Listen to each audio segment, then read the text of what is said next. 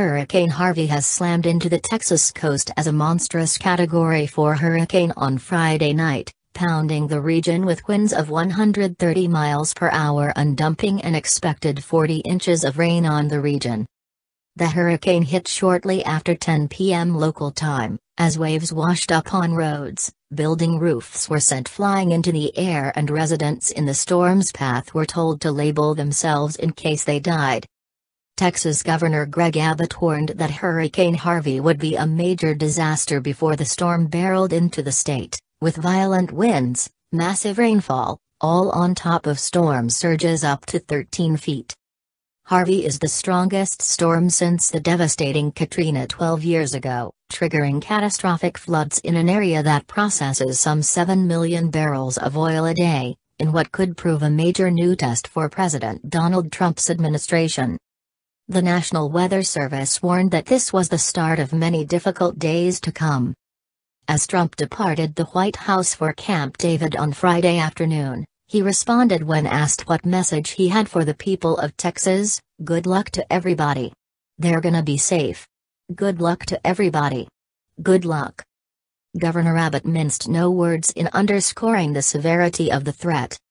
"What you don't know and what nobody else knows right now is the magnitude of flooding that will be coming," Abbott said in a press conference on Friday afternoon, adding that the state will be dealing with immense, really record-setting flooding in multiple regions across the state of Texas.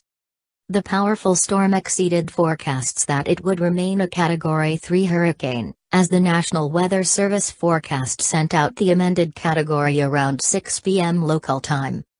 Category 4 hurricanes have wind speeds that reach up to 156 miles per hour, enough strength to tear off roofs, destroy mobile homes, snap and uproot most large trees, and can cause large power outages.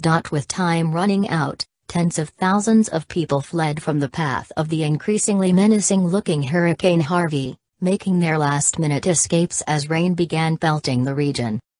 Those who aren't evacuating and are remaining in the storm's path, such as Corpus Christi, are being told to write their names or social security numbers on their arms so that their bodies can be later identified. Officials said they had no idea how many Corpus Christi residents heeded their urge to voluntarily evacuate the city of 325,000 and nearby low-lying areas taking the brunt of the storm. Nueces County spokesman Tyner Little said traffic inland was not hugely heavy as we've seen with other hurricanes. He said the local sheriff said 90% of Port Aransas had left. Nevertheless, Little said county officials were kind of freaked out because the hurricane was tracking closer to Corpus Christi than officials had expected.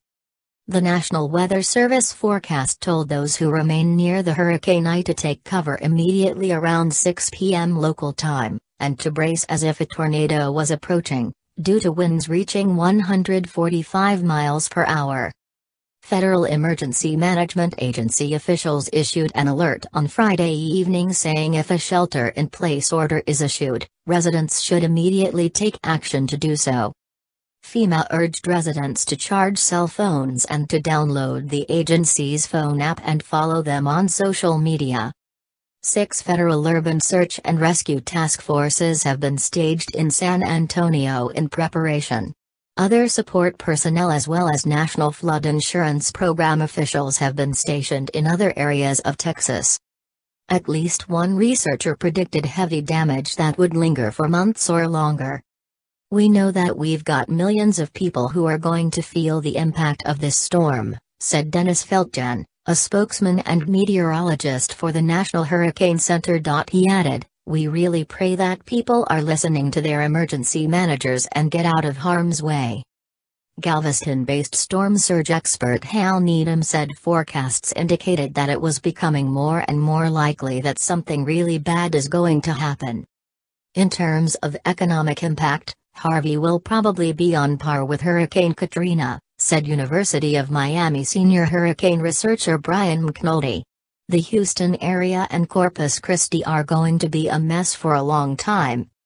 Forecasters labeled Harvey a life-threatening storm that posed a grave risk, saying it could swamp several counties more than 100 miles inland and projecting it will wallop the coast not once but twice in the next week.